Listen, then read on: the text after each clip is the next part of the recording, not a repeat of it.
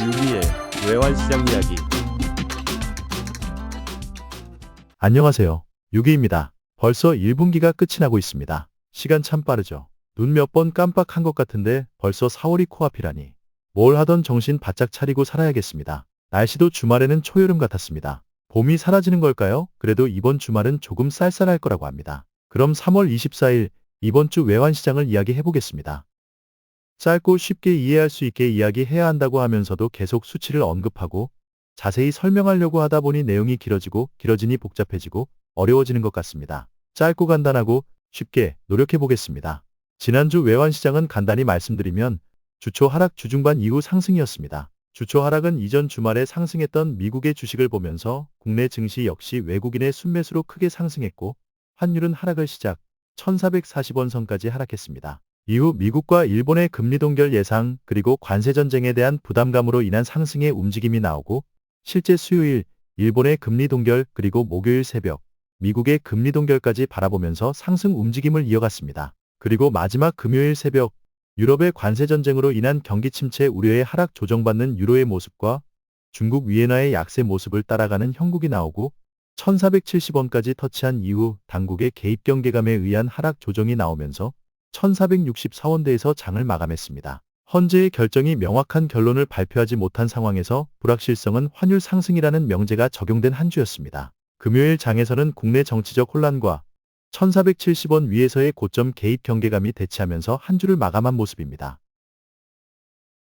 간단하게 최근 관심 내용들 한번 언급해 보겠습니다. 이스라엘이 가자지구의 공습을 재개했습니다. 지난 1월 1단계 42일간의 휴전 합의는 3월 1일 종료되었고 휴전 연장을 위해 협상을 해왔는데 이스라엘의 조건은 추가 50일 연장하고 남은 인질 절반을 석방한 뒤 영구 종전에 합의하면 나머지를 석방하는 조건이었고 하마스는 인질 전원 석방을 우선으로 하고 이스라엘군이 완전 철수하면서 휴전하자라고 주장해왔습니다. 이후 협상에 진전이 없자 이스라엘은 가자지구의 공습을 재개한 것입니다. 이스라엘의 속내가 하마스와의 휴전을 위한 것인지 아니면 가자지구에서 완전히 몰아내려는 것인지는 의문이 드는 상황입니다. 미국의 입장은 이스라엘과 사전 조율이 끝난 후 공격한 것이라고 이야기하고 있습니다. 국내 건설업 4월 위기설이 나오고 있습니다. 작년 4월 처음 유튜브 시작할 때부터 언급했었던 것이 건설업 그리고 건설회사의 위기설이었는데 계속 힘든 상황이라고 합니다. 관련 업종들도 심한 타격을 받을 전망입니다. 워런 버핏이 이끄는 투자회사 버크셔 해서웨이가 일본 종합상사 주식들을 추가 매입했다는 소식에 도쿄 증시는 상승했습니다.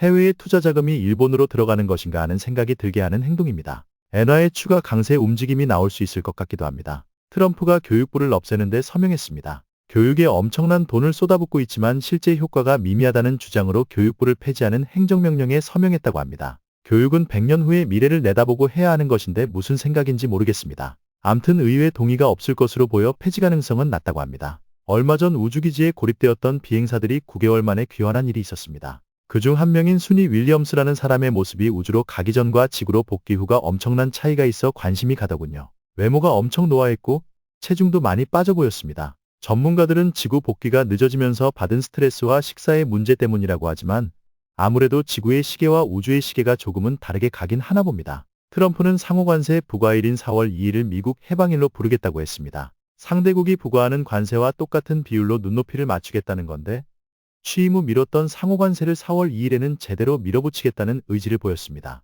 우리나라도 자동차 부품, 철강, 알루미늄 등 주요 수출품에 타격이 있을 것으로 보여집니다. 지금도 힘든 국내 증시가 4월도 힘들 것 같은 느낌입니다. 미국의 계란 가격이 엄청 상승했습니다.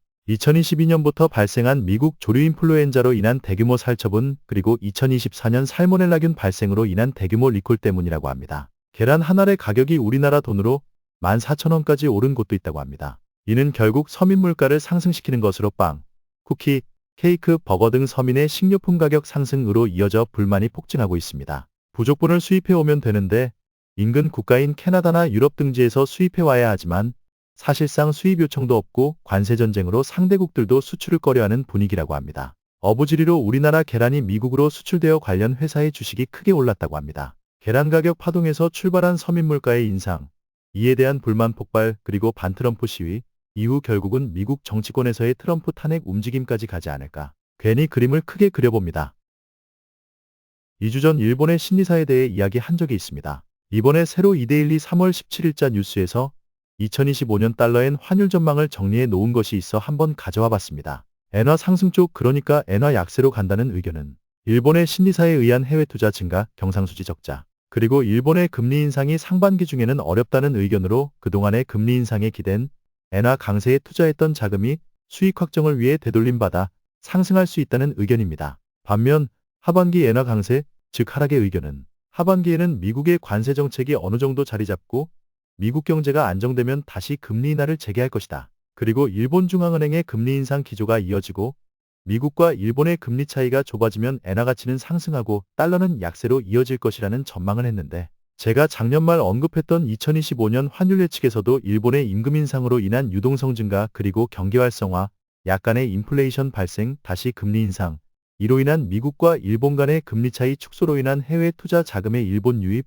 혹은 일본 내에서 해외에 투자했던 자금의 복귀가 엔화 강세를 유도할 것이라는 의견과 비슷한 것 같습니다. 미국 역시 상반기는 관세 정책의 효과로 달러 강세의 움직임이 이어질 것이고, 금리 인하는 상반기 중에는 6월경에 한 번, 그리고 하반기 중에 한 번, 올해 총 2번 정도의 금리 인하를 예상해 봅니다.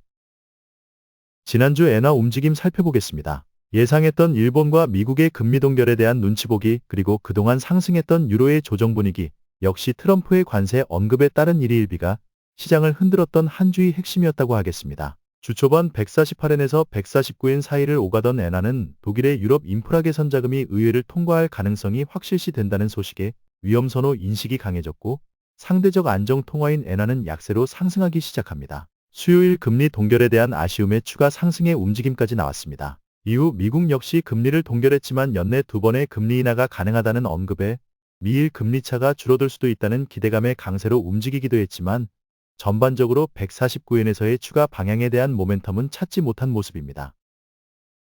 지난주 원화 움직임입니다. 역시 원화는 위험 통화로 분류되는 모습이라 유로에도, 중국 위엔화에도, 그리고 엔화에도 민감하게 반응하는 모습이었습니다. 거의 일주일 내내 순매수의 움직임을 보였던 국내 증시에서의 외국인 움직임이 환율 하락에는 도움이 되지 못했고, 결국 과도한 상승에 대한 조정 움직임을 보인 유로와 주 후반 약세로 전환한 위엔화의 움직임을 보고 1470원대까지 바짝 다가선 후 고점 인식에 기댄 업체 물량과 당국의 개입 경계감의 하락의 모습을 보였습니다. 하지만 한번 올라온 다음엔 결과를 보고 방향을 결정하겠다는 분위기인 듯 대통령 탄핵에 대한 헌재의 입장이 오리무중에 빠져들자 고점에서 대기하는 모습으로 다음 주를 기다리고 있습니다. 결국 방향은 헌재의 결정을 보고 움직이겠다는 것으로 해석해야 할 것 같습니다. 이번 주 주요 경제 지표 발표 일정입니다. 미국 연준 인사들의 발언도 있고 실업수당 청구 건수 등 다양한 지표가 발표되긴 하지만, 역시 이번 주는 28일 발표되는 개인소비지출 PCE일 것 같습니다. 최근에 물가 움직임이 소폭 상승하긴 했지만 우려할 수준은 아니고, 미국 경제는 튼튼하다는 연준 의장의 발언, 그리고 연내 2번은 금리 인하가 가능할 것이라는 발언에 대한 뒷받침이 될 수 있는 것이 역시 개인 소비가 얼마나 증가했는가에 대한 부분일 것입니다. 예상치 역시 소폭 상승했을 것으로 보고 있어 여전히 미국 경제는 물가 상승을 우려할 수준은 아니라는 인식을 시장에 심어주고 달러는 강세의 움직임을 보이지 않을까 합니다. 그 외에 미시간대 소비자 심리지수도 있고 작년 4분기 미국의 GDP 성장률 확정치도 발표됩니다. 그에 앞서 24일 월요일 유럽의 구매관리자 지수와 25일 독일 IFO 경제연구소의 기업 환경지수가 발표됩니다. 주 초반은 조용한 움직임이겠지만 역시 금요일 장에서의 움직임이 어떻게 될지 지켜봐야겠습니다. 상승 하락 시소 분석입니다. 역시 우리나라 정치 문제와 트럼프의 입이 상승 하락의 키가 될 것 같습니다. 몇 주째 이어서 이야기하는 헌재의 결과에 승복하면 1,400원, 불복하면 1,500원, 또 트럼프의 입에서 관세전쟁의 당근이 나온다면 하락, 채찍이 가해진다면 상승일 것입니다. 헌재의 발표가 늦어지는 것은 악재인 것 같습니다. 트럼프의 4월 2일에 대한 강경한 입장, 그리고 더티 15 국가 지명에 우리나라가 포함되느냐도 환율 상승의 불안감을 고조시킬 것 같습니다. 당연하면서도 간단한 명제가 시장의 분위기를 좌우하는 것입니다. 러우 전쟁의 분위기는 어차피 일방적인 우크라이나 강탈의 분위기로 가는 것 같고, 사실상 시장은 어느 정도 휴전이 진행되는 분위기로 인식되고 있어 향후 외환 시장에는 큰 영향은 없을 것 같긴 하지만, 그래도 전쟁이 끝나는 것이니 긍정의 뉴스로 봐야겠습니다. 대신 이스라엘의 가자지구 공습 재개가 또 다른 하나의 불안 요인이고, 미국이 이란에 대한 제재를 언급하는 것이 국제 유가를 들썩이게 할 수도 있는 것이라 향후 환율이 상승할 수 있는 요인이라고 할 수 있겠습니다. 이번 주 관심 있게 봐야 할 내용 정리해 보겠습니다. 첫 번째는 역시 윤 대통령에 대한 탄핵 여부 헌재 선고가 되겠습니다. 벌써 2주 전부터 선고를 예상해 왔는데 계속 미뤄지다 보니 정치적 리스크가 증가해 현재의 환율 레벨인 1470원 언저리까지 올라와 있는 것 아닐까 생각하기도 합니다. 암튼 선고도 선고지만 선고 후 후폭풍이 있으면 이번엔 국가 신용등급도 하향 조정될 수 있겠다 싶기도 합니다. 누차 언급했지만 선고를 인정하면 1,400원, 거부하고 사회적 혼란이 있으면 지체 없는 국가 신용등급 하락 그리고 환율은 1,500원까지 달려간다라는 생각입니다. 두 번째는 역시 4월 2일을 미국의 해방의 날로 선언한 트럼프의 관세 전쟁이 과연 일주일 사이에 어떤 변수를 맞이하는가 하는 부분입니다. 관세율 조정이나 혹은 날짜의 연기 등 또다시 관세 전쟁에서의 당근이 등장하느냐 아니면 강력한 채찍으로 밀어붙이느냐에 대한 언급이 있는지 지켜봐야겠습니다. 그리고 언급한 더티15라고 미국의 무역에 불공정한 관세와 정책을 보인 국가를 언급했는데 이 중 우리나라도 포함될 가능성이 있어 향후 4월 2일이 더욱 무서워지는 것 같습니다. 다음은 외국인 순매수에 대한 부분입니다. 지난주부터 외국인의 움직임이 매도에서 매수로 돌아섰고 증시 자체는 상승으로 움직였지만 환율적인 부분은 크게 도움을 받지 못한 모습이었습니다. 삼성의 실적 개선 기대감 등이 증시의 상승을 이끈 모습이긴 하지만 이번 주에는 트럼프의 상호관세 개시일인 4월 2일이 다가오고 있어 극심한 눈치보기가 되지 않을까 생각합니다. 어쩌면 4월 이후의 시간이 두려움이 될 수도 있겠습니다. 그동안 유럽 인프라 개선 자금에 대한 기대감으로 강세의 모습을 보였던 유로가 지난주에는 조정받는 모습으로 움직였습니다. 어느 정도 기대감은 반영이 되었다는 분위기이고 이에 글로벌 통화의 모습은 동반 약세 조정의 움직임으로 나타났는데 이번 주 조정이 끝나고 다시 강세로 전환해서 1.1유로까지 갈 수 있느냐에 대한 부분이 이번 주 하나의 포인트가 될 것 같습니다. 그리고 러우 전쟁의 휴전 협상, 이스라엘과 하마스의 가자지구 전쟁 등이 어떤 양상으로 가는지도 시장의 변수가 될 수 있겠습니다. 이번 주 예상 변동폭을 살펴보겠습니다.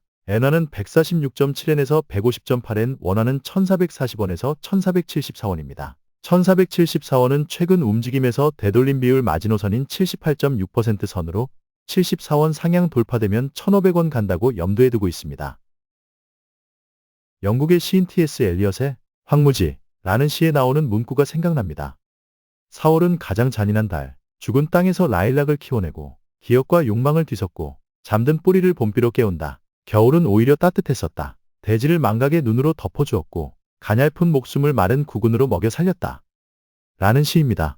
잔인한 4월이 다가오고 있는 것 같습니다. 차라리 3월이 나았다라고 생각할 수도 있을 것 같습니다. 1,500원을 바라보는 것이 무리가 아닐 수도 있겠다 싶은 잔인한 4월이 다가오고 있습니다. 그래도 날씨는 완연한 봄이 되는 것 같아 한결 편해지지만 역시 미세먼지는 조심해야겠습니다. 그럼 3월에서 4월로 넘어가는 마지막 31일 다시 인사드리겠습니다. 감사합니다.